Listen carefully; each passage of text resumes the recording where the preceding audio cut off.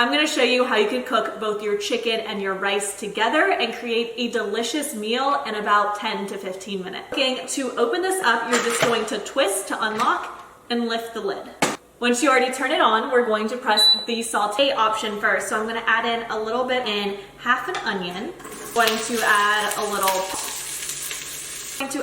little bit of garlic and a cup of rice, a cup of water, and breast, some carrots, sesame with a little sriracha, salt and pepper.